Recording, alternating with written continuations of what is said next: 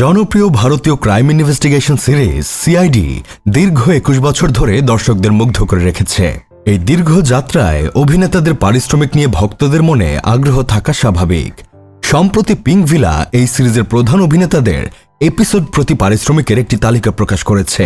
ধারাবাহিকের কেন্দ্রীয় চরিত্রে এসিপি হিসেবে অভিনয় করা শিবাজি সাতাম প্রতি এপিসোডে প্রায় ১ লাখ রুপি পারিশ্রমিক নেন।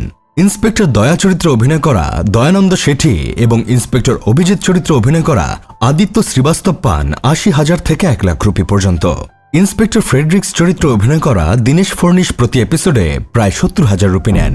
ফরেন্সিক এক্সপার্ট ডক্টর শলুখে চরিত্রে অভিনয় করা নরেন্দ্র গুপ্ত এবং ডক্টর তারিকা চরিত্রে অভিনয় করা শ্রদ্ধা মুশালে প্রত্যেকে পান প্রায় ৪০,০০০ রুপি করে।